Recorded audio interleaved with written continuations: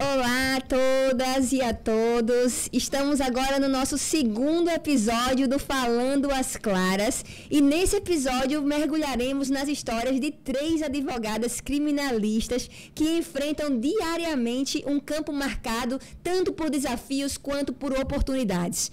Através de suas vivências, exploraremos as complexidades, as batalhas contra a violência institucional e as questões de gênero que moldam a advocacia criminal.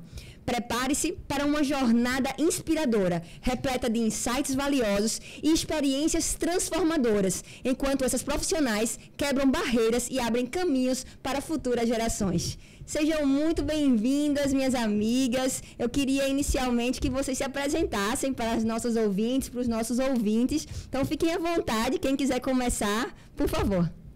Vamos lá. Não, Vaga, tá com toda. Então, vou iniciar os trabalhos. Bom dia a todas. É um prazer muito grande estar aqui. Meu nome é Aguita Vasconcelos, eu sou advogada, criminalista, sou professora também. E estou aqui com a intenção de partilhar um pouco dessa vivência, de trazer vocês um pouco para o nosso dia a dia. A ideia é que vocês compreendam como a gente tem batalhas que são enfrentadas diariamente, mas que é um percurso de muita alegria e vitórias, porque cada dia que a gente consegue mostrar que a mulher consegue desempenhar uma tarefa tradicionalmente masculina, a gente ganha e mostra o espaço que a gente merece. Obrigada pelo convite. Muito bem. Vamos lá, então, né? Bom dia a todos. A todas e a todos, gostaria primeiro de agradecer aqui o convite, Clara, às minhas colegas, né, a oportunidade de poder estar aqui com vocês também. Eu sou Priscila Mendes, sou advogada, criminalista, jovem advogada, 2 anos e 4 meses que atuo na área enquanto criminalista. Sou também professora, palestrante, mãe de Elisa M. e companheira de Michael Reis, sócia do escritório Priscila Mendes aqui em Aracaju. E viemos aqui falar um pouco mais, né, sobre a nossa luta, né, doutoras? A nossa luta diária enquanto mulher, enquanto advogada, enquanto mãe, enquanto pessoas que buscam diariamente demonstrar o lugar que nós podemos ocupar e queremos ocupar a todo tempo. Vai ser um prazer aqui esse bate-papo com as doutoras aqui de garra e luta, tão quanto eu. Que bom. Bom dia a todas, todos que estão nos assistindo também. Meu nome é Stephanie Rezende, também, como já adiantou, sou advogada criminalista, também professora, já atuo quase 8 anos, uma jovem advogada também. E aqui é um momento muito especial para mim, porque não só falar sobre advocacia criminal, que me enche tanto de orgulho, mas estar aqui ao lado de Clara, que foi minha orientadora lá no mestrado, e que hoje é minha amiga pessoal, e que, enfim, eu confio e tenho muita amizade. Então, estou muito alegre pelo convite, Clara. E aqui, acho que é muito também um espaço de a gente mostrar para outras advogadas, tanto jovens quanto que já labutam há muito tempo, quanto aqueles que vão se formar ainda e que querem, aquelas que querem advocacia criminal, que percebam que tem muita luta, mas que também tem muita vitória e que, de certa forma, se identificarem com a gente, é um grande passo para ver que a gente pode, né, como mãe, como advogada, como professora, como, enfim, o que a gente quiser, e que na advocacia criminal a gente pode também, quanto mulher, e muito pode. A gente vai falar um pouco aqui. Muito bem, muito bem. Que prazer grande estar aqui com vocês. Eu que nunca advoguei na área criminal, mas que sempre me inspirei muito nessas mulheres que aceitavam esse desafio, porque eu imagino o desafio, e quando a gente conversou um pouco antes, né, preparando esse podcast, a gente já entendeu aqui, né, o que vamos ter pela frente aí nesses minutos que estaremos juntas. E eu queria entender um pouquinho de vocês, né? A questão de gênero, na percepção de vocês, de fato, influencia no exercício da advocacia criminal? E de que forma ela influencia? Eu acredito que o gênero influencia em todas as atividades profissionais E quando a gente trata do judiciário em específico, onde nós temos uma larga tradição masculina, a imagem da mulher vinculada ao poder ainda precisa ser muito construída. Basta que a gente olhe para o STF, falta representatividade. Nós só temos uma ministra e é uma mulher abnegada, uma mulher que dedicou a sua vida ao estudo, à construção. Então, quando a gente olha ao redor, onde estão as nossas referências? Então, o gênero, ele impacta, eu acredito que em todas as profissões e na advocacia criminal, especialmente, porque a gente tem uma tradição masculina, uma vinculação à imagem de que é o homem que defende, de que é o homem que luta, que é o homem que consegue falar mais forte. Então, até a gente mostrar o nosso pulso, a gente leva um tempo. Eu recordo de uma oportunidade em que eu fui fazer um júri, e o júri, para quem não sabe, a gente tem uma troca de falas durante o momento dos debates orais. Primeiro fala o promotor, depois o advogado, depois o promotor, depois o advogado. Se o promotor decidir passar para a segunda fase. Resultado, eu fiz a minha apresentação, doutor, vou fazer a defesa, né? Falava com o colega promotor, e ele já foi me alertando, me viu. Mulher, eu tenho um rosto muito jovial, apesar de já ter uma certa idade, mas assim, ele me subestimou, eu tenho certeza, porque ele virou para mim, doutora, não se preocupe, não fique nervosa. Então, ele já me adiantou antes de que qualquer testemunha fosse escutada, antes de qualquer coisa. Ele talvez tenha achado que era o primeiro júri. Eu sei que quando eu concluí a minha fala, ele levantou a mão, excelência, pela ordem, irei a réplica. E a doutora possivelmente irá à tréplica, porque ele viu o quanto eu estava preparado em termos de conhecimento do processo, o quanto eu dominava a oratória e quanto eu estava ali levando a sério o que eu estava fazendo. Então, esse é um exemplo, apesar de ilustrativo, de como a gente é tratado. Então, quem olha assim? O juiz, a juíza olha assim para a gente, o promotor, a promotora, o delegado, a delegada, o cliente olha assim para a gente. Eu fiz uma audiência no 8 de março do ano passado, e era uma promotora, uma juíza, uma ré e eu advogada. Eu disse, olha, de alguma maneira esse é um momento histórico. Porque estamos em todos os lugares que a gente queira estar. Então, é sobre isso. O gênero, eu acredito que ainda interfere, ele ainda chega antes do nosso currículo, chega antes de toda a dedicação que a gente vai ter no trabalho, e é uma luta diária. Eu acredito que com as colegas não é diferente. Não é mesmo, viu, Aqui só complementando, a Agatha falou sobre o promotor, o juiz, que trata a gente de uma forma diferente, e os nossos colegas, sim, advogados, a nossa classe, né, eles têm essa diferença enquanto nós mulheres, ela é advogada e criminalista, ainda tem essa ênfase, né, é advogada e criminalista, e eu ainda levo uma ênfase maior, jovem advogada. Então aí vem ao quadrado, não, ao triplo, não é 3 vezes mais.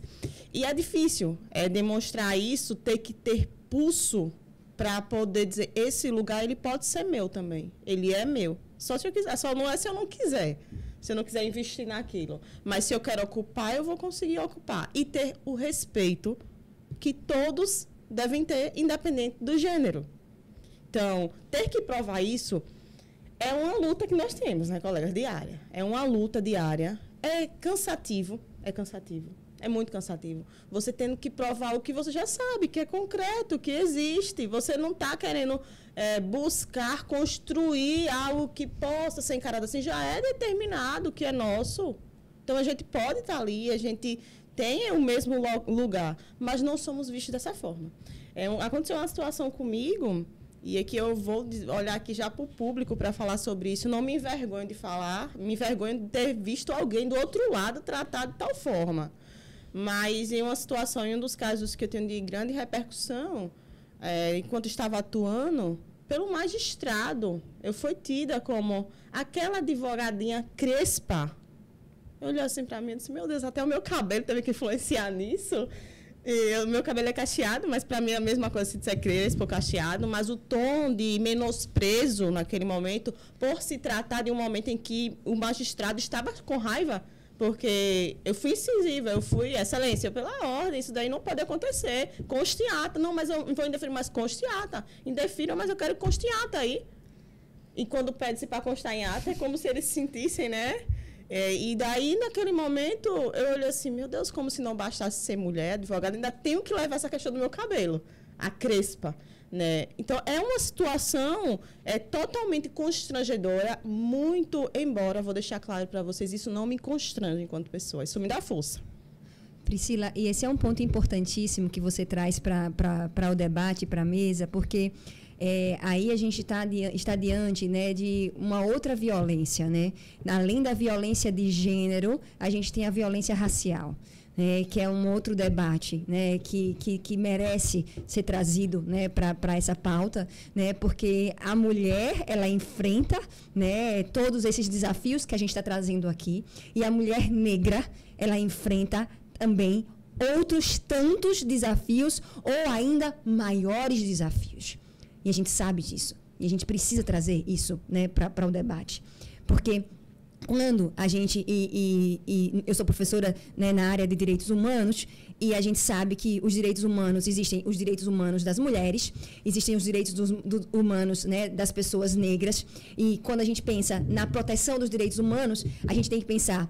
Quando há uma proteção, né, por exemplo, uma mulher negra tem que pensar em dupla proteção, né? Então, a mulher negra é proteção de gênero e a proteção dentro do aspecto racial.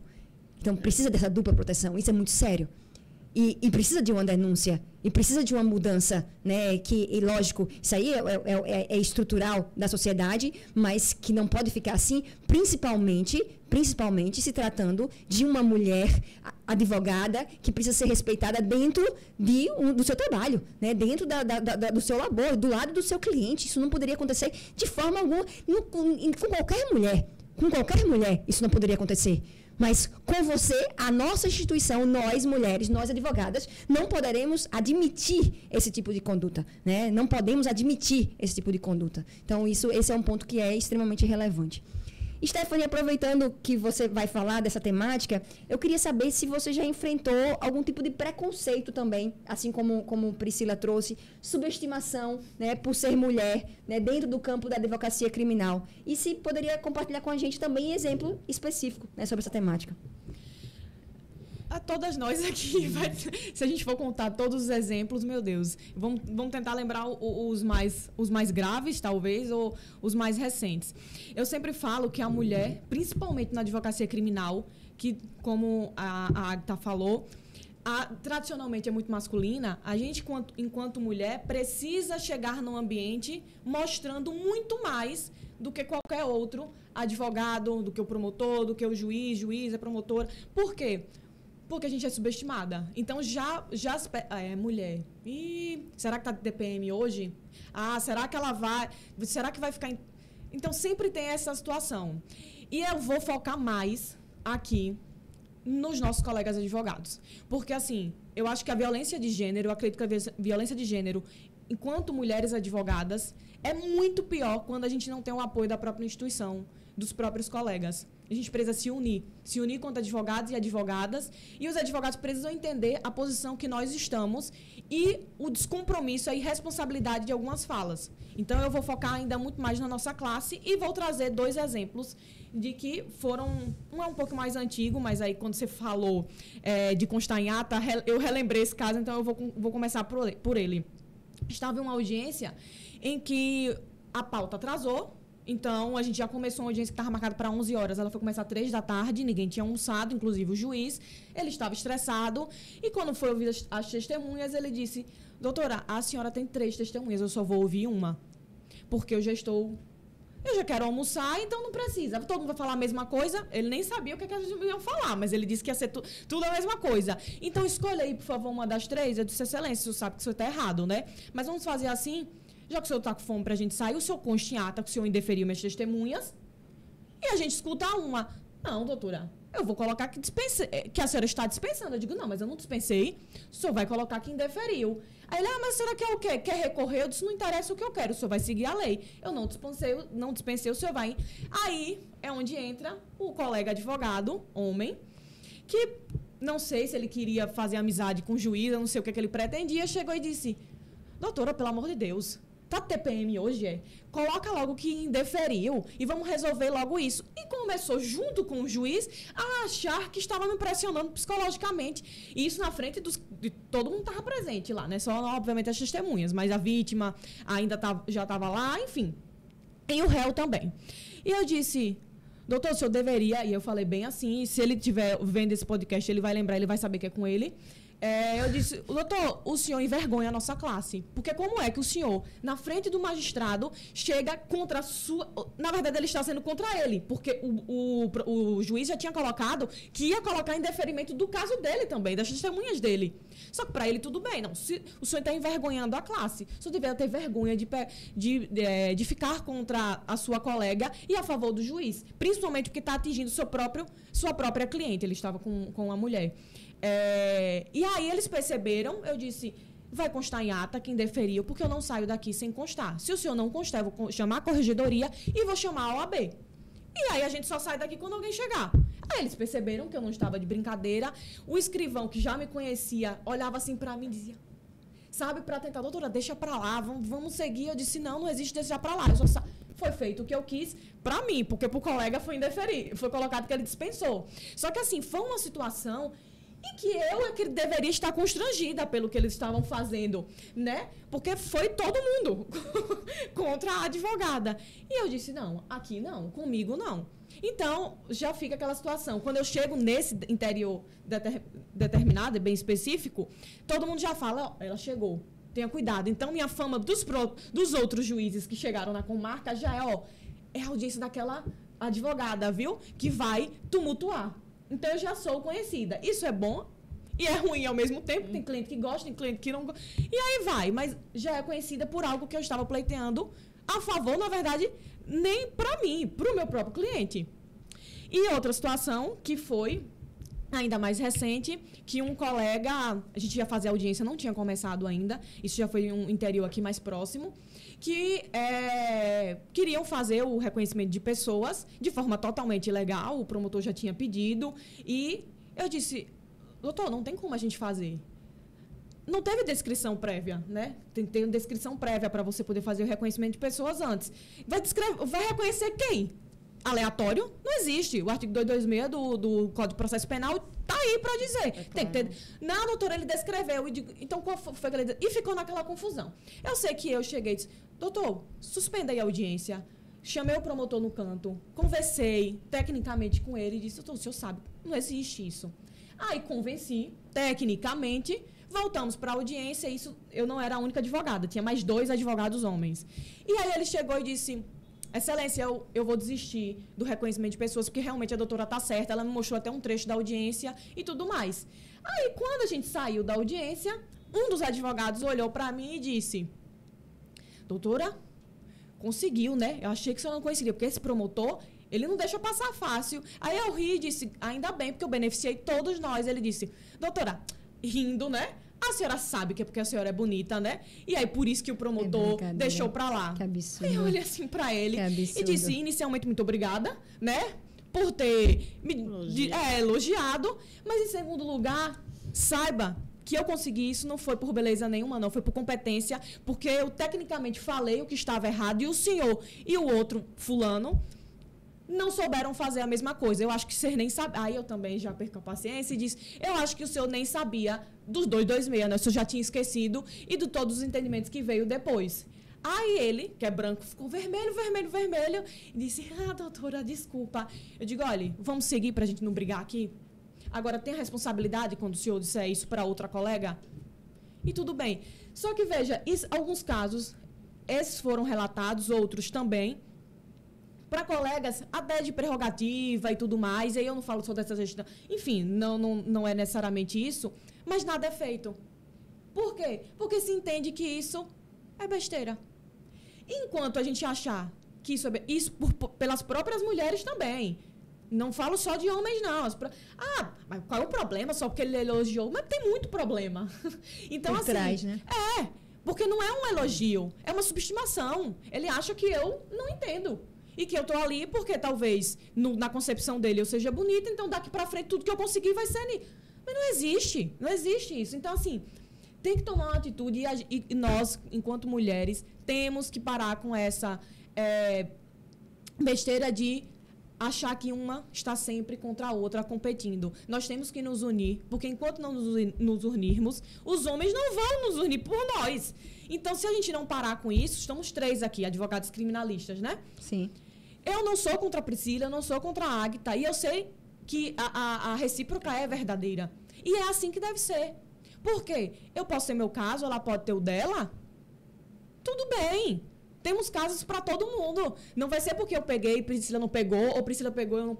que isso vai determinar a nossa relação até fora, né, do profissional. Então, a gente precisa ter isso em mente e precisamos nos unir. Escolher mulheres, inclusive, também para poder fazer parte do poder institucional. Mulheres que vão compreender nossa luta. Porque, infelizmente, alguns homens não vão compreender porque também não são mulheres e talvez também porque não queiram compreender. Então, a gente precisa ter isso em mente. Enquanto não ocuparmos cargos também, que são importantes, nada vai mudar. Uma outra questão que eu fiquei pensando aqui durante a fala de vocês é se, por exemplo, na relação com os clientes. Então, as questões de gênero afetam. Por exemplo, vocês já estão com um cliente, aí vem um colega homem e tiram esse cliente de vocês. Isso já aconteceu, né, no dia a dia? Isso acontece, né, corriqueiramente no dia a dia, né? Há essa prática, né, na advocacia criminal ou não? Ou vocês conseguem manter esse cliente? Principalmente, eu fico pensando em casos de grande repercussão também. Eu vou só fazer uma observação. Você falou, e os colegas, como é que se comportam? Eu recebi um apelido, acho que nada carinhoso, que era advogadazinha confusenta. Você vai ficar com essa advogadazinha confusenta. Então, você vê a tentativa de descredibilizar, de diminuir. A gente não está diante de uma luta que seja justa. Porque quando você está numa guerra e você está vendo o seu oponente, quando você enxerga aquilo contra o que você está lutando, fica mais fácil. O problema é que esse tipo de violência de gênero, ele não está claro.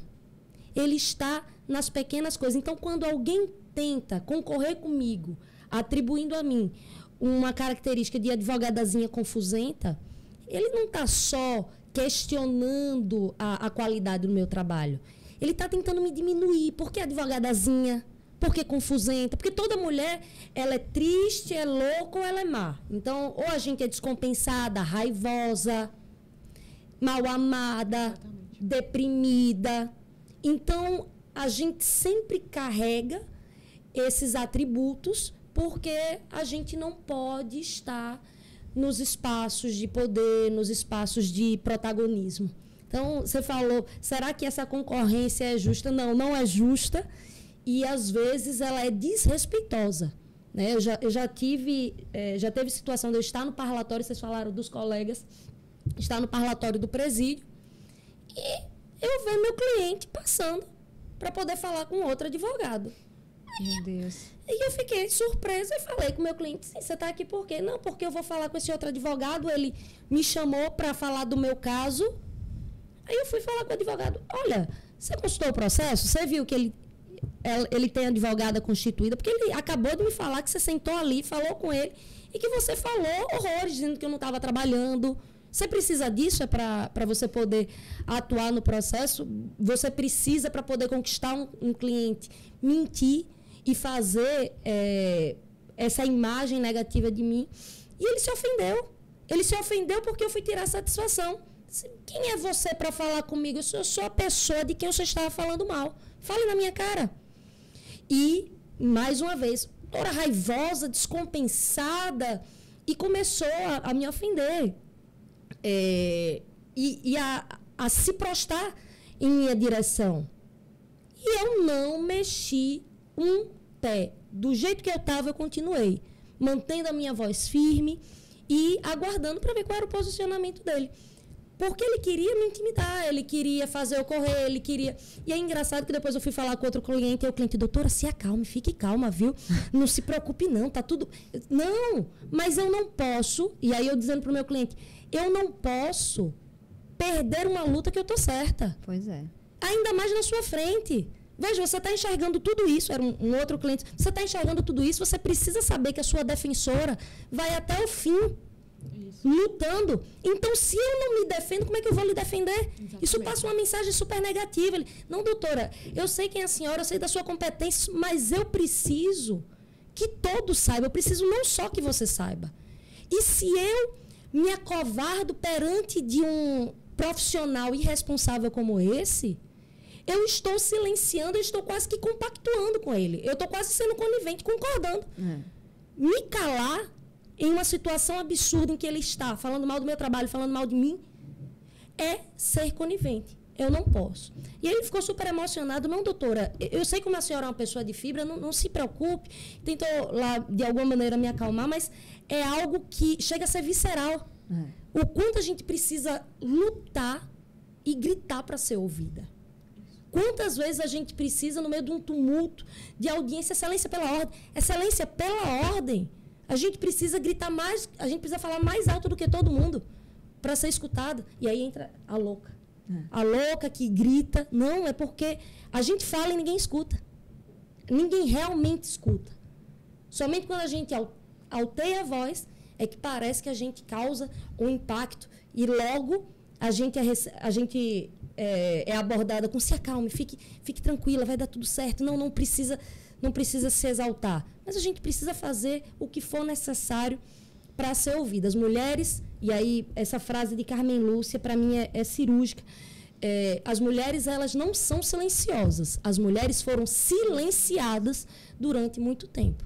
E eu já silenciei em diversas situações, né? Diversas situações em que a gente silencia por temer represálias, a gente silencia por julgar que o silêncio é a melhor resposta, mas são situações que não podem continuar. E depende da gente também. Sim. Depende da gente buscar que as instituições tenham outro comportamento, tenham outro olhar em relação a nós. Somos a maioria nos quadros da OAB. Somos mais mulheres do que homens nos quadros da OAB.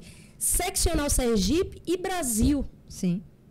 E nós nunca tivemos uma história de presidente mulher na nossa representação local. Então, o que está faltando? A gente olha para o nosso tribunal, faltam mulheres lá. Nós temos avançado, temos mais mulheres, mas a maioria esmagadora de homens. Falta união. Falta união. Eu costumo sempre dizer, né, que a nossa classe deveria ter mais corporativismo. Sim. Deveria. E nós, mulheres, ainda mais. Sim. Ainda mais. Deveríamos ser, de fato, verdadeiras companheiras de lutas. Quando uma foi inflamada, todas foram inflamadas. Eu não conhecia a doutora Aguita pessoalmente até hoje, né? Embora dos corredores de fóruns, sempre muito bem elogiada pelos seus alunos também. Mas sempre foi alguém que eu admirei. Viu, doutora? Aqui gostaria de aproveitar o momento para deixar isso claro. Sempre foi alguém que eu admirei justamente pela garra de poder buscar e, podemos dizer, o pulso de enfrentar. Aconteceu uma situação bem parecida com essa que a senhora acabou de relatar comigo no pré-FEM. Estava eu no pré-FEM falando com uma cliente. E aí, quando eu fui trocar, na verdade, eu fui falar com o pessoal da recepção para mandar chamar outra interna, porque eu já havia conversado com a minha cliente. Nesse meio tempo, um colega estava lá e chamou a minha cliente. Ela chamou e disse, olha, tem uma situação que eu consigo resolver de outra forma, sobre o caso que eu ouvi você contando para a sua advogada. Eu tenho alguns amigos no tribunal. Meu Deus. Que eu consigo intermediar o seu processo de uma forma que a gente consegue resultado em tempo mais hábil, né, para ele. Quando eu voltei, a cliente disse, doutora, a procuração que eu acabei de assinar, a senhora rasgue, porque aconteceu um imprevisto, eu vou ver uma coisa com o colega que esteve aqui, pediu para o agente deixar ela lá porque ela iria falar com o colega. Eu achei aquela situação, uma situação assim, e confesso para vocês, quando isso aconteceu, foi no início, bem no início. Então, eu silenciei. De fato, fui silenciada, fui obrigada a ser silenciada, porque eu me senti intimidada. Claro. Me senti intimidada naquela situação. E eu olhei para a cara do colega e disse, eu não estou entendendo que o senhor fez isso. É verdade, doutor? É verdade que o senhor fez isso? Ele, não, foi a sua cliente que me chamou. Não foi? E, claro, a cliente olhou para ele e disse, foi. Eu disse, não tem problema, não tem problema. O senhor vai continuar com o cliente, que eu não preciso desfazer o que o senhor falou, não. Não preciso fazer, não. Mas o tempo vai se encarregar disso. Foram 3 meses. A cliente mandou chamar de novo, eu voltei lá e hoje ela está em liberdade, minha cliente e tudo mais. Mas naquele momento eu me senti acuada, podemos dizer dessa forma. Eu me senti desrespeitada pelo meu colega. De uma forma que eu disse, como assim? Por que ele é mais do que eu? O que é que eu, de fato, deixei de fazer? E me culpar. Porque nós acabamos nos culpando. Nós presenciamos certas situações que você pergunta onde foi que eu errei aqui. Pelo menos no início. E eu gostaria até de aproveitar esse seja para dizer isso para o pessoal que está assistindo esse podcast, que mesmo que você esteja no início da sua advocacia, você não deve temer ninguém. Porque se você está ali, independe se você já tem um dia que você pegou a sua OAB, ou se você tem 10 anos que você tem. O seu lugar é o mesmo que o outro. Aconteceu também uma audiência de um colega advogado, que estava lá, eu estava na acusação, ele estava na defesa, inclusive um advogado muito renomado, assim, aqui em Sergipe, professor, e sentado do outro lado, no momento que ele foi ouvir a testemunha, uma audiência muito grande, tem ideia, na Justiça Federal, eles botaram 3 salas, assim, bem enormes, em uma só. E naquele momento ele olhou para mim e disse assim, e a senhora advogada, olha, bora lá pro fundo, a gente de acusação, novinha, vamos lá pro fundo. Meu Deus. Eu digo, lá pro fundo? Eu quero sentar aí. Eu digo, você não vai sentar aqui. O senhor não vai sentar aqui. Eu não vou sair daqui. Eu só vou sair daqui. Nesse dia eu já tive um pouco mais de firmeza, né? Nesse dia eu disse para ele, eu disse, eu só vou sair daqui se o magistrado tiver alguma base legal que me obrigue a sair. Porque se não tiver base legal, eu não saio. Isso mesmo. E aí ele olhou para mim e disse, sim, mas por que você vai ficar aqui? Eu disse, eu vou ficar pelo mesmo motivo que o senhor está aí do outro lado. O que é que diferencia? O meu lugar aqui do senhor. O senhor me respeite. Procure o seu lugar.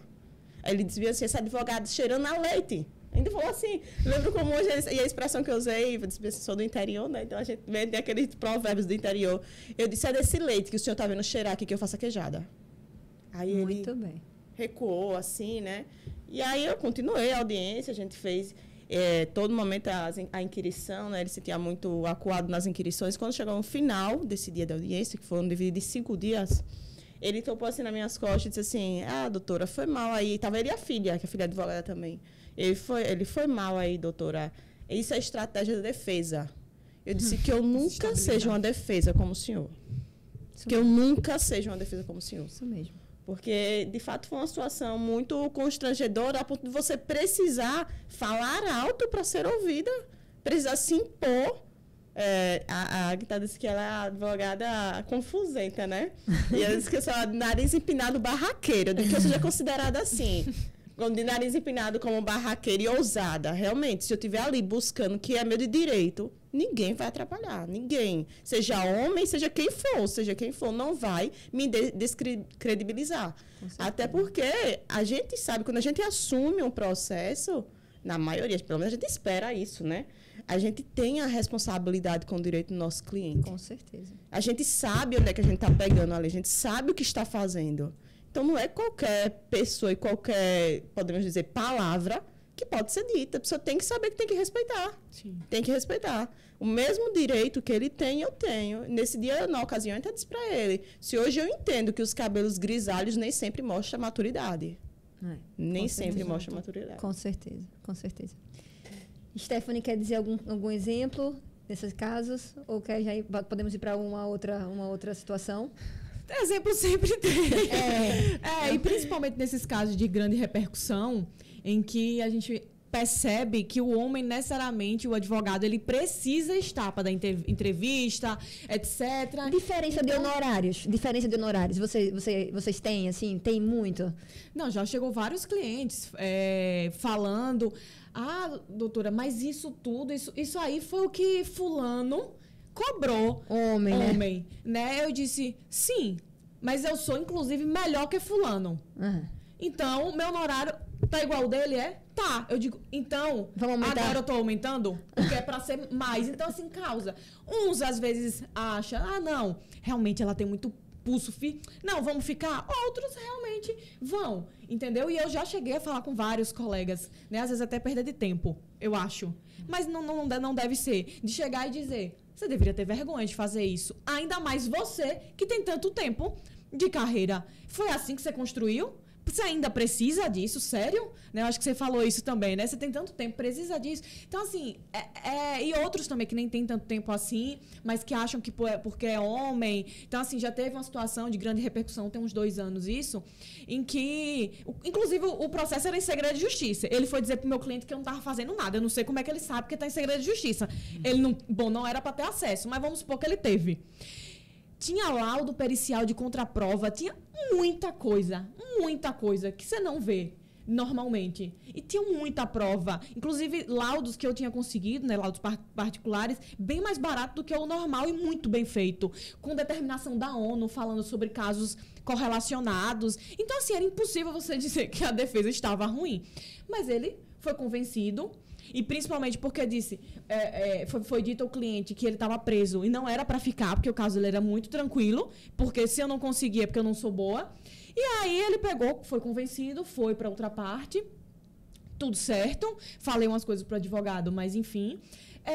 E depois o que aconteceu, eu falei que tem 2 anos, né? Uhum. Até hoje, semana passada eu fui lá, né, no presídio que eu sei que ele tá. Continua preso. E o nome dele consta lá, porque eu falei, eu vim visitar fulano, né? Que eu não queria só falar que eu tava querendo saber, né? Uhum. Não, só vou visitar fulano. Ah, tá. Inclusive no mesmo pavilhão. Tá? Então eu disse, gente, tem 2 anos, e cadê o advogado que não conseguiu? Por quê? Porque o caso dele era muito complexo.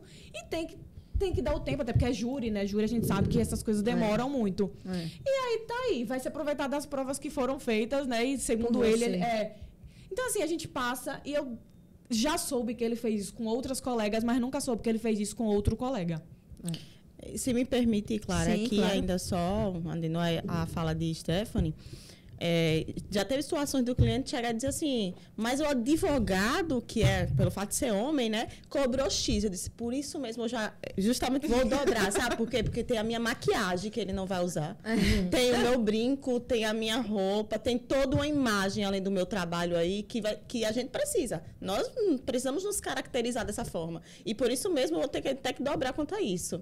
E porque sou melhor do que ele. E só para também concluir, trazer uma puxadinha sobre essa questão de casos e repercussões, nesse caso que eu atuei de grande repercussão, a minha cliente me chamou e disse assim, eu não suporto mais seus colegas entrarem em contato comigo, pedindo que eu assine uma procuração para eles. Uhum. Eu disse, eu não estou acreditando, é verdade, mas se você quiser, pode ficar à vontade. Ela disse, Deus me livre, doutora, Deus me livre. Eu escolhi a senhora desde o primeiro momento e vai ser a senhora até o final. E aí eles iam, acreditem, meus colegas, e assim, eu acho que eles pensam que eu nem sei. Então, eu acho que eles criam isso na cabeça, que a gente realmente não sabe. E aí eu olho assim para eles, não acredito. Eles iam até a casa da cliente e diziam... Meu Deus. Eu quero ser seu advogado. Eu sou de não sei da onde, porque faço parte disso ou daquilo e quero ser seu advogado. A todo tempo. Eu fui tem 2 anos esse caso prático, vai fazer agora em maio. Durante esse período quase todo, Clara e colegas aqui, todo esse período, minha cliente foi abordada necessariamente, diariamente, posso dizer assim. Meu Deus. Por colegas que queriam esse processo, e de dizerem para mim, com a expressão, você foi muita sorte de ter conseguido isso. Sorte? Amigo, não foi eu que bati na porta da minha cliente, não. Foi ela que veio no meu escritório. Isso mesmo. Foi ela que veio no meu escritório e disse, eu quero a senhora como minha advogada. E acreditem, nesse meio do processo, como eu falei, sou representante de 2 das partes, e tive alguns conflitos porque colegas queriam que eu, de certa forma, subestabelecesse os meus poderes, que a minha cliente foi clara em dizer, não quero que represente. Perfeito. E, olha, tive problemas surreais a ponto desses problemas terem, no meio do caminho do processo, as partes tiveram que se apartarem, mesmo buscando um objetivo só. E nesse momento que as partes foram apartadas, foi tida todo o tempo indicações ao judiciário de que, porventura, tivesse algum tipo de contato das minhas testemunhas com o meu cliente, a ponto do juiz, do magistrado, me oficiar a OAB. Me oficiar a OAB. Então, é aquela questão, né? Às vezes a gente está ali, sentado ao lado, e naquele momento você não sabe que a faca está sendo preparada, amolada ali para dentro de suas costas. Essa questão da entrevista é uma questão assim que eu precisei gritar para a mídia e dizer assim, a representante da família sou eu. Por que a informação chega lá antes de chegar aqui? Perfeito. E aí, a ponto que hoje a mídia entende. A mídia entende que quem representa a pessoa sou eu. Mas, até um tempo, as entrevistas, quando eu via, eu sentada em casa, passava... Como assim? Minha cliente ligava, disse, doutora, por que a senhora não estava lá falando me representando? Claro. E isso foi questões de conflitos, viu? Eu disse assim, não é porque eu quero mídia, mas a minha cliente precisa aparecer. Se o direito é dela e quem representa sou eu, quem tem que estar lá sou eu. Perfeito. Quem tem que estar lá sou eu. Perfeito. Mas isso é difícil, né? Porque a gente precisa estar o tempo todo dizendo que, epa, tô aqui, sou essa pessoa. Tem que me respeitar. Perfeito. Não tem sossego, né? A gente não tem um minuto de paz. Não tem paz. E, assim, é algo que, infelizmente, o que a gente observa é que a gente precisa, né, principalmente na advocacia criminal, o que eu percebo é que a gente precisa se masculinizar para atuar. O que é uma pena, né? O que é uma pena. Porque nós mulheres, o que a gente precisa na realidade, né, que a sociedade compreenda, né, e que de fato isso fique no inconsciente coletivo, é que nós só queremos ser mulheres inteiras e fazer aquilo que a gente ama, né, com profissionalismo, com zelo, né? E sempre nós precisamos fazer mais, estudar mais, né? Tudo nosso tem que ser maior a todo tempo, né? Precisamos de mais comprometimento, mais resultado, mais. E principalmente na advocacia criminal, o que eu observo nas falas de vocês é: precisamos, nesse momento, nos masculinizar, muito embora na vestimenta isso não é possível, porque seria também uma falta de respeito, né, para com os colegas, né, nesse aspecto. Então, precisamos estar muito bem vestidas, né, de alfaiataria, né, muito bem assim, arrumada, né, o cabelo arrumado, né, totalmente, né, assim, para não ficar com aquela fama, né, de como você disse, né, Agatha de louca, né, de que não tem o cuidado consigo mesma, né. Então, precisamos estar bem, precisamos ser mulheres inteiras, mas ao mesmo tempo precisamos de pulso, precisamos de firmeza, precisamos de uma atuação que muitas vezes não é a nossa essência. E isso pode gerar um conflito interno muito sério, né? Muito sério. E o que eu posso dizer é que eu sinto muito, né? Eu sinto muito pela sociedade e por nós, né, dentro desse aspecto, porque não evoluímos ainda para chegar numa sociedade respeitosa e fraterna e com sororidade, né, e no caso da Priscila, com dororidade, né, para que a gente consiga dar as mãos e entender que é possível, sim, construir um ambiente, né, um ambiente que seja fraterno, né, que seja possível esse respeito no dia a dia, né, nas situações. Enfim, esse é um ponto que a gente precisa de uma evolução, né? E lógico, uma luta, como a Agatha pontuou, como Priscila, como Stephanie pontuou. Um último ponto que eu acho que é importante a gente trazer: violências institucionais, né? Violências nas delegacias, violências, enfim, né? Vocês no judiciário, vocês já vivenciaram, né, no presídio, né? Vocês já vivenciaram violências institucionais? Eu vou pedir para iniciar aqui em relação a esse tema, porque a violência ela é diária. Às vezes ela está oculta, introjetada em alguns comportamentos. Nós notamos uma diferença no tratamento, nós notamos uma diferença no acesso para nós mulheres, mas não é algo expresso na maioria das vezes. Porém, nós temos episódios, infelizmente, de manifestações, porque tudo que fica mascarado, eu vejo que muitas vezes a mulher ela não é aceita de bom grado, ela é engolida, ela é tolerada, mas em algum momento as máscaras caem. E eu já passei situações, né, de ter cliente agredido na minha frente, eu pedi para parar, eu ser afastada para o canto, eu atravessar como um escudo humano e ter incitações em relação ao meu cliente, vai ficar atrás dela, vai ficar... Gente, eu sou ali uma pessoa que está representando os interesses. Então, nenhuma violência pode ser praticada na minha frente, nem fora das minhas vistas, mas principalmente na minha frente. E o pior, fazer isso através de mim. Então, eu tive uma oportunidade em que eu tive que me lançar de escudo humano. E talvez arriscando minha vida, porque a gente não sabe como é que vai se comportar a mente do outro. Será que se fosse um colega advogado, ele teria essa dificuldade, né? Será que ele seria expulso da delegacia, retirado do local? Então, é um dia a dia de luta, de construção, mas eu vou concluir essa minha fala falando algo positivo, que apesar de todas as dificuldades, a gente vem conquistando espaço, mas não é um espaço que esteja sendo dado, não é um espaço que esteja sendo cotizado. A maior parte dos espaços que nós temos ocupados é resultado da nossa competência. Todos acabam se prostrando à nossa qualidade. Exato. E aí, quando Stephanie falou, o advogado prometeu, o advogado mentiu, e aí Priscila falou, não, e assediaram e disseram, olha, a gente quer. O que se vê como resultado de quem cede a esses caprichos ou a essas ilusões? São promessas vazias. Sim. E eu noto que a mulher, ela tem sido encaminhada para locais decisórios que precisam de maior comprometimento. Então, se é uma questão difícil no judiciário, encaminham para uma corregedora. Se é uma questão difícil, se é um caso difícil, vamos nomear tal juíza. Pela imparcialidade, pelo receio de se comprometer, a mulher ela pensa duas vezes, e um reflexo disso é a nossa população carcerária, porque nós temos mais mulheres na sociedade do que homens, mas a nossa população carcerária ela é muito maior de homens. Sim. É porque a mulher tem menos Não, é porque a mulher ela pensa duas vezes antes de praticar o delito. Ela pensa na repercussão. A mulher é mais ponderada, a mulher é mais racional. Então, isso acaba se refletindo na nossa forma de atuação.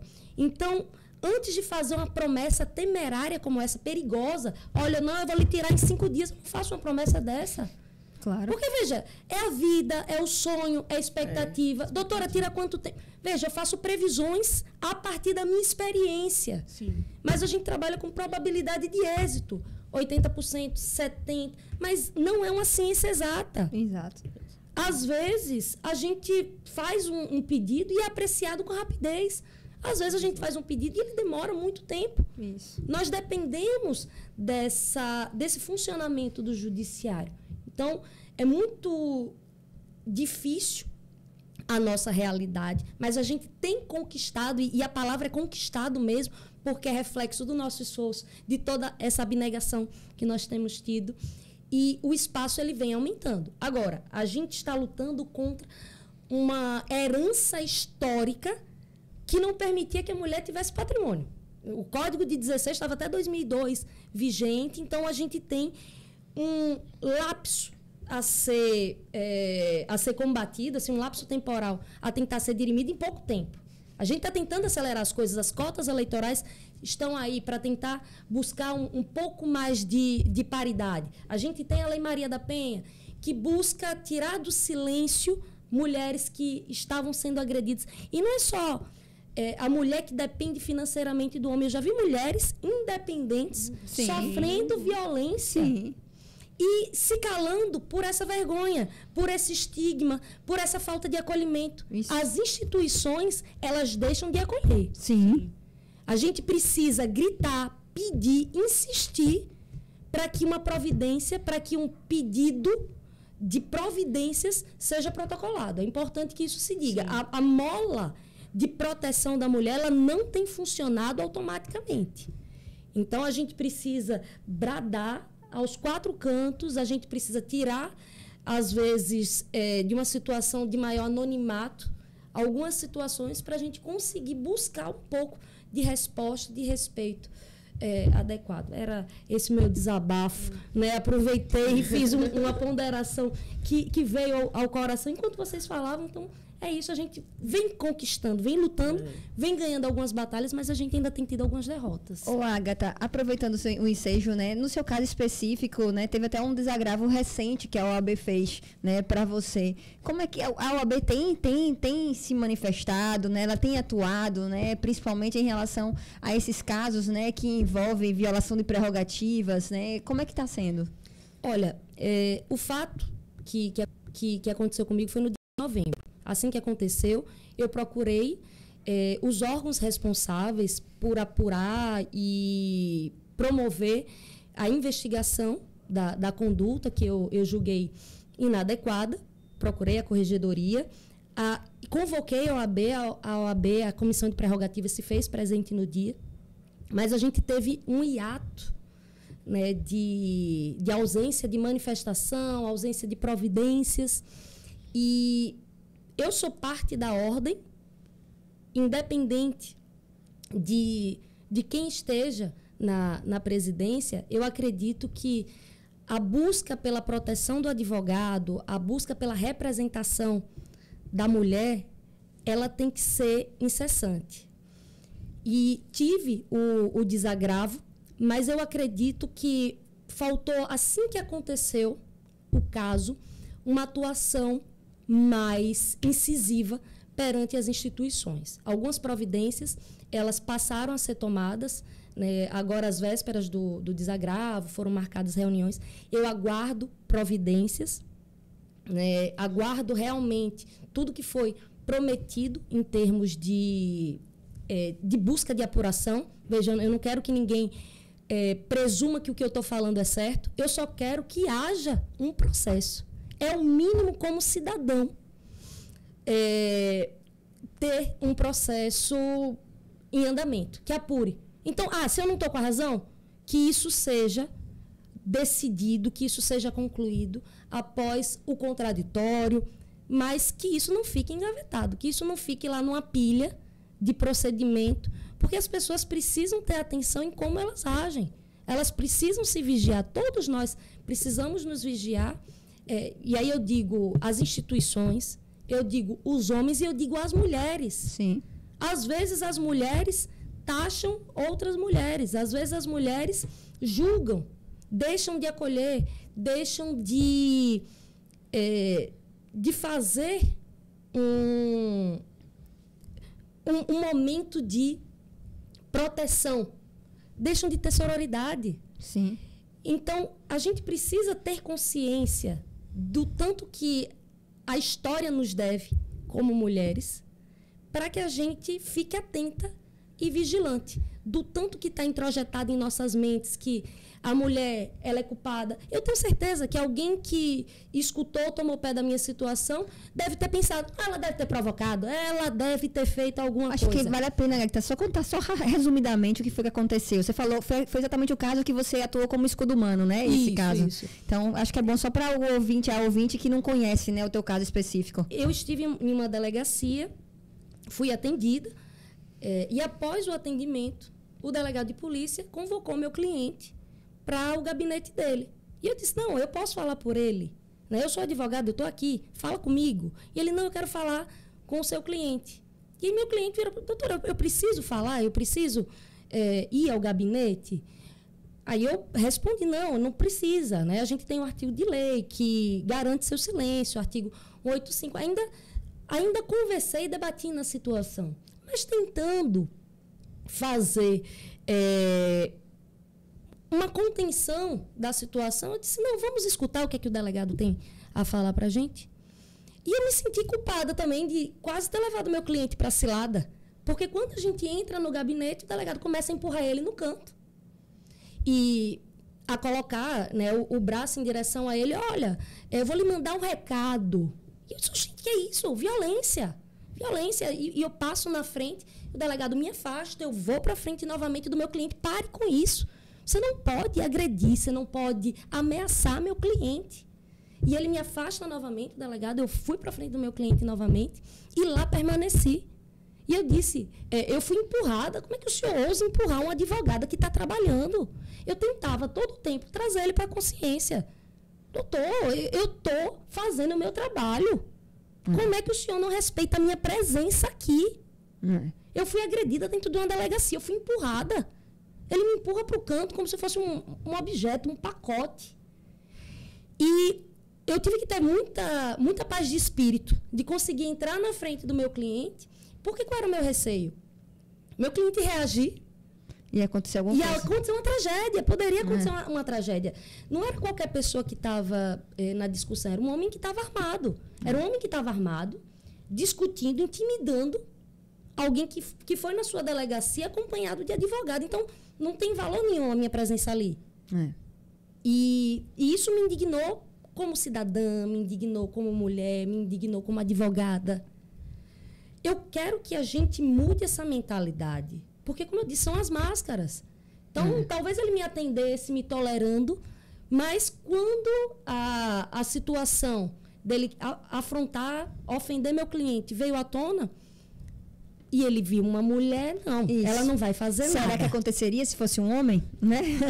Essa é a questão, né? Pois Será que aconteceria? Uma agressão física. Você faz uma agressão física, você empurra alguém. E se eu não me lanço na frente, eu tenho certeza que ele não esperava que isso acontecesse. Tá, mas ele está com uma advogada mulher, eu vou conseguir no tete a tete, eu e o cliente dela. E lá eu permaneci, eu disse que a gente ia se retirar da delegacia, e o delegado segura nos meus braços e me sacoleja, saia da minha delegacia agora. Eu disse que não fica aqui mais um segundo, sou eu. Eu vou à corregedoria, eu vou buscar a apuração dessa conduta. Porque ela não está certa. Com certeza. São vários anos e eu nunca tive um comportamento tão fora do padrão como esse. Eu cheguei de maneira respeitosa, eu cheguei de maneira educada. E eu ainda saí de maneira educada. Sim. Porque enquanto ele fazia todas essas agressões, eu ainda chamava ele de senhor, de doutor. Sim. Tentava chamar ele para a realidade. Sim. E, ao final, ele ainda manda um recado. Fique ligada. E eu estou. Estou atenta, estou vigilante. É isso mesmo, é isso mesmo. Bom, eu queria agora pedir para vocês que vocês dessem conselhos, né, para nossos ouvintes, principalmente, né, quem quer, para que não percam a coragem, né, de entrar nessa advocacia criminal que é desafiadora, mas ao mesmo tempo é apaixonante, né, pelo que vocês mesmos trouxeram, e assim dá para ver pela vibração de vocês, né, pelo ímpeto de vocês, né. Então eu queria que vocês quais conselhos que vocês dariam, né, e também para essas advogadas, né, tanto que querem atuar, né, na área criminal, ou que já atuam, né, que tem todos esses desafios, e se aqui já existe alguma rede de apoio, né, de advogadas, né, eu não sei, eu queria mesmo entender de vocês, né, e como é que vocês veem esse futuro da advocacia criminal para mulheres. Então, vou me expressar aqui, né, primeiro... Agatha, gostaria aqui de me compadecer dentro da situação. A Agatha falando e eu toda arrepiada aqui, imaginando a cena, né? Que foi ela, poderia ter sido eu, poderia ter sido qualquer um de nós. Imagine que situação constrangedora. Eu não sei se teria essa paz de espírito igual da senhora, né? Não sei, a gente já tem que estar rogando de agora. Né? Rezando, né, Priscila? Rezando para que, se porventura aconteça algo assim, a gente consiga agir da mesma forma. Mas dizer para que, embora essas dificuldades, esses percalços, né, que nós encontramos, eu sou uma pessoa muito suspeita para falar de advocacia criminal, que eu sou apaixonada. Para mim, a advocacia ela é missão, ela não é profissão. E é criminal, então, não me vejo fazendo outra coisa senão sendo uma advogada criminalista. É difícil, são vários percalços que nós encontramos. Todos os dias nós temos que provar o quanto somos boas, o quanto aquele lugar nos pertence, mas dizer que é satisfatório. Quando você começa a ter alguns resultados que o seu cliente olha para você e diz assim, doutora, obrigada. Se não fosse a senhora, eu não ia conseguir estar aqui. Quando você consegue restabelecer liberdades, quando você devolve um filho para a sua casa, para os seus braços da sua mãe, quando você vê o seu pedido sendo atendido, não porque você é bonita, Não porque você é alguém bonita, que chamou a atenção, mas sim porque você tem técnica. Sim porque você sabe o que você está pedindo. Não é nada avulso, não é nada aleatório. Então, é gratificante. É difícil, claro. É difícil como em todo ramo. Como todo ramo, né? É um campo em que predominam homens. Então, temos que investir, né, aquele lado alfa, da feminina alfa, e dizer assim, eu posso não ter o timbre de voz que ele tem, mas o resultado que minha voz dá é o mesmo que o dele, se não mais. Mas é algo que nós, enquanto mulheres e advogada criminalista, que eu já trago a sua segunda opção, né? Como fazer? Eu acredito que não tem ainda nenhuma rede de apoio voltada para a gente, assim, advogadas criminalistas, né? Talvez seja a hora da gente pensar em dar um pontapé, né? Em fazer algo que possa auxiliar tantas colegas que às vezes têm a vontade de ser advogada criminalista, mas têm um medo. Várias pessoas já chegaram assim, Priscila, você não tem medo de ser advogada criminalista? A minha avó diz assim, nunca diga o endereço daqui de casa. Nunca digo o endereço daqui de casa. Não, eu não tenho medo, porque eu sei como eu estou atuando. Eu sei que eu não vou prometer o que eu não posso cumprir. Eu sei que eu vou ser transparente com o meu cliente. Eu sei o que é que eu estou fazendo. Então, não traz esse medo. A advocacia criminal, ela não amedronta. Não deve, pelo menos. Né? Não deve, porque situações que trazem amedrontamento, precisamos ter a postura que a doutora Águita teve. Isso mesmo. E que a doutora Stephanie tem, e situações que estiverem similares terá também, bem como a minha, e saber nos portarmos quanto a isso. Dizer, até aqui, o limite quem estabelece é a gente. Daqui para cá você volte, você não pode adentrar, não. E se adentrar, sabemos as providências que devem ser tomadas. Então, a mensagem que eu quero deixar é essa, e dizer que nós, mulheres no geral, nós podemos ser tudo o que nós quisermos. Nós podemos ocupar o lugar que a gente desejar ocupar. O lugar que a gente desejar ocupar.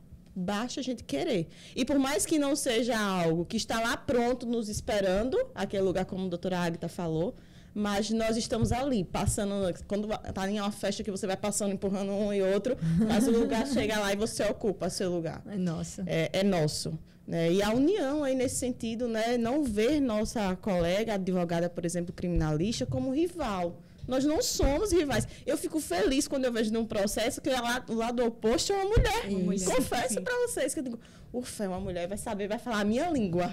Vai ficar mais fácil. Então, nós não devemos ver no outro, embora, assim, por si só, como havíamos conversado anteriormente, nós trazemos a mulher em si, a sociedade implanta na mulher aquela olhar de rivalidade com a outra. Dizem que mulher não se arruma para um homem, talvez, não para si, mas sim para outra mulher. Por quê? Porque ela vê a outra como uma competição.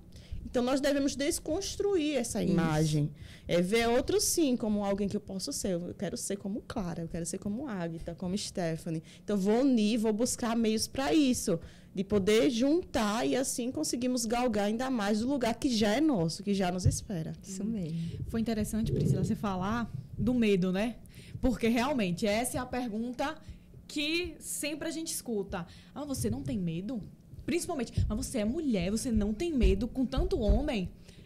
É o que mais aparece, realmente. Pode ter 20, 30 anos de advocacia, vão lhe perguntar a mesma coisa. E aí eu sempre costumo dizer, e aí eu digo para quem já atua, para quem quer atuar, existe medo. Em qualquer profissão, especialmente a criminal. Mas sabe quando é que tem um medo? Quando você é desleal, quando você é imoral, quando você é ilegal. Então, quando você é mentiroso, aí dá medo. Mas é em qualquer profissão. Por quê? Porque você está mexendo, o que a Águita já falou, com a expectativa do cliente, da família. Às vezes é muito mais do que o cliente, da própria família. Exatamente. Então, dá medo mesmo quando você faz isso. Aí, se você fizer ou se você pretende fazer, vai embora, nem entre. Porque aí vai dar medo. Porque a gente sabe que vários casos que ocorreram, ameaças contra advogados e advogadas, morte, enfim. A gente sabe que teve coisas parecidas envolvidas. Então, inclusive, se você está fazendo isso, é bom começar a repensar. Porque aí é onde a gente sabe. Porque você está mexendo com o psicológico da pessoa. Você sabe que você não vai conseguir aquilo, porque, inclusive, não é você que julga. Exato. Então, como é que você vai garantir algo se nem você que julga? Você pede. Ah, não, mas tem um monte de gente solta por conta dos advogados. Não. O advogado não soltou ninguém, ele pediu. Assim como o Ministério Público se manifestou no processo também, pedindo ou a liberdade ou a manutenção da prisão. Então, a gente pede, a gente defende, ou se a gente tiver com uma acusação, a gente acusa. Agora, o que a gente não pode ser é isso. E não é desleal, não é imoral, não é ilegal com os clientes somente, é com outros colegas. Porque a gente sabe que vários problemas ocorrem por conta disso. Então, tem que temer quando você age dessa forma. Agora, se você não agir dessa forma, você tem que ter medo de um procedimento administrativo se você estiver sendo desleal com outro colega.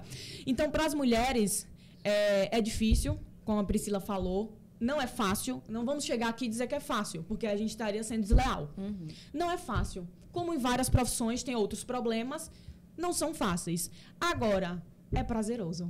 É prazeroso quando você vê que você realmente conseguiu o que, poxa, talvez era tão difícil aquilo conseguir e você conseguiu. Aí você vê uma mãe te ligar, uma mãe te mandar uma mensagem. A gente fala mais da mãe, que a gente sabe que é a mãe que fica ali, na maioria do tempo, seja o réu ou ré.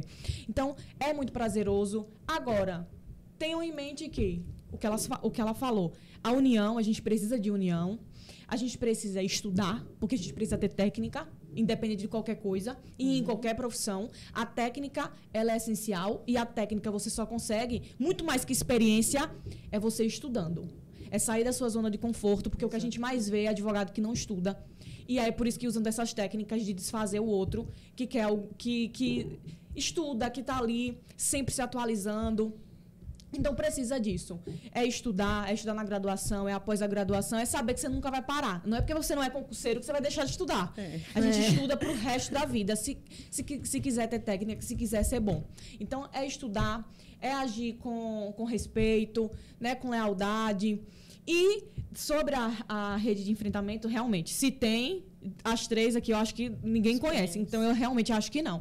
O que já aconteceu comigo, há uns 5 anos, se eu não me engano, mais ou menos isso, a gente começou a formar um grupo de advogadas, todas criminalistas. Não, tinha uma que não era, mas o foco era ser criminalista.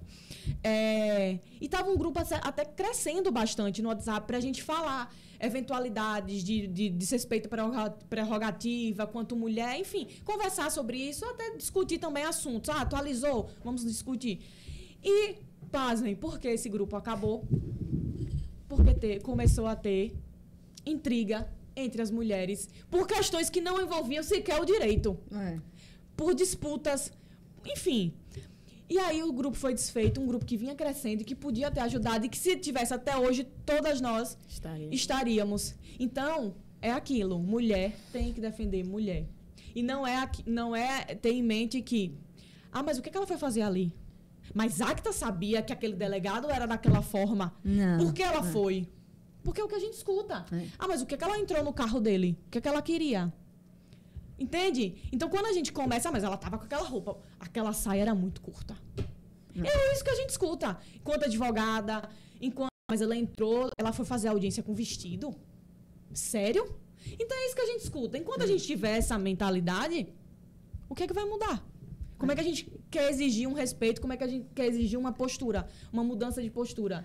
Então, é enraizado a questão de gênero, como é a de raça, mas tem como a gente acelerar isso. Agora, a gente precisa mudar. A gente precisa se policiar. Porque, obviamente, pode cair uma hora ou outra, mas na mesma hora você, poxa, volta à racionalidade. Sem isso, e sem ocupar o que já a Agatha começou a falar, espaços de poder. Se a mulher não tiver um espaço de poder, ela parar com essa mania de que eu não vou disputar uma eleição, eu não vou não vou fundar o meu escritório. Enquanto tiver isso, também não vai mudar, porque a gente vai continuar submissa ao pensamento de outra pessoa. Então, acho que isso realmente são os pontapés.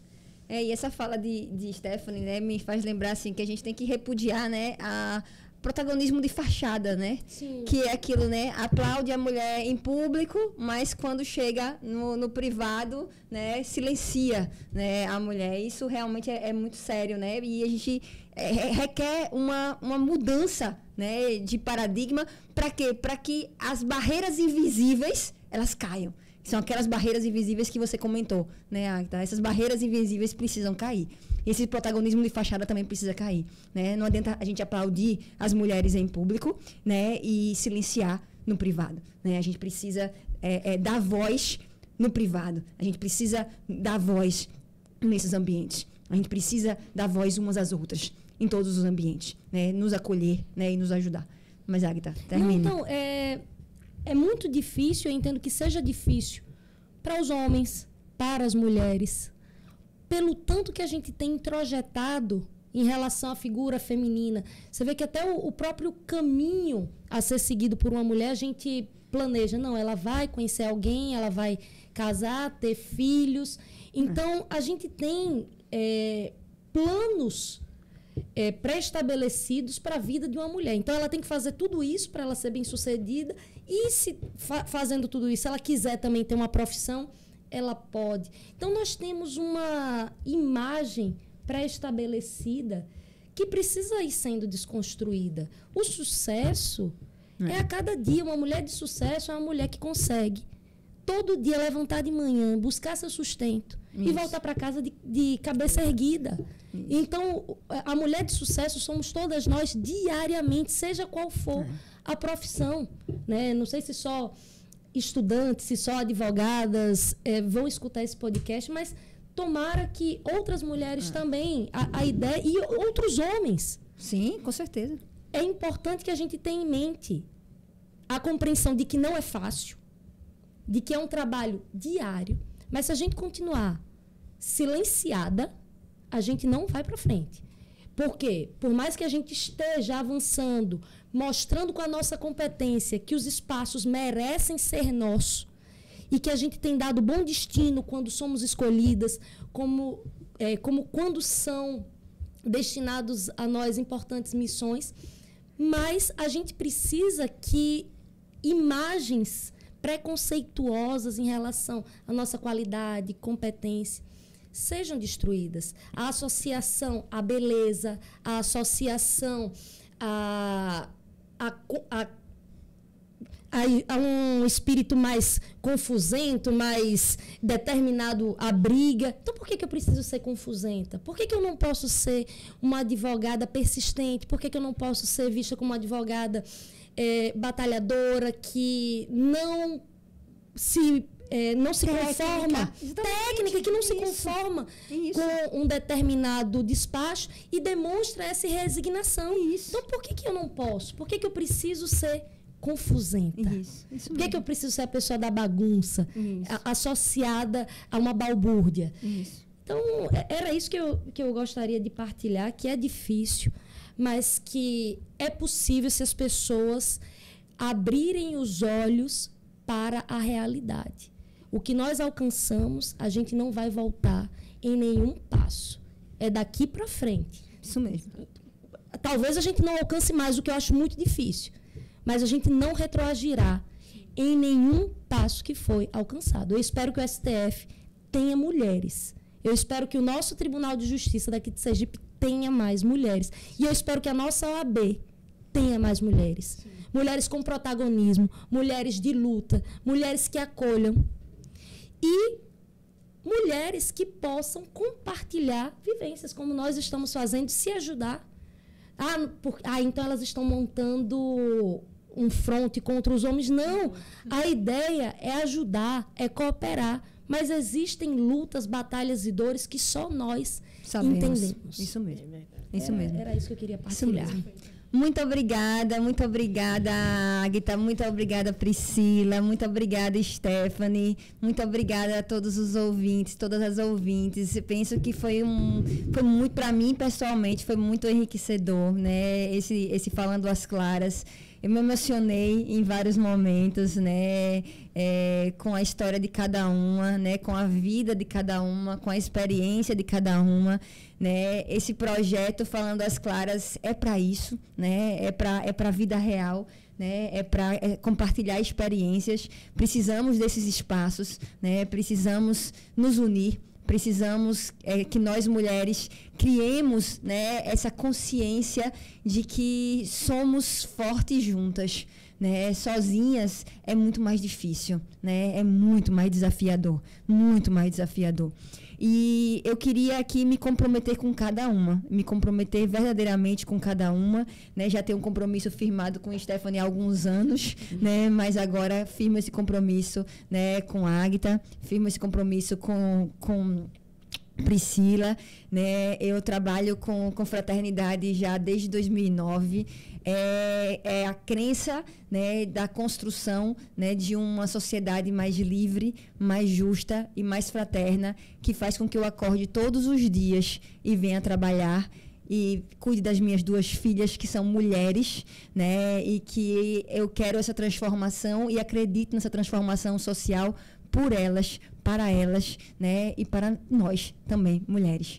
Então, muito obrigada a todos os ouvintes, espero que tenham gostado e até o próximo Falando às Claras.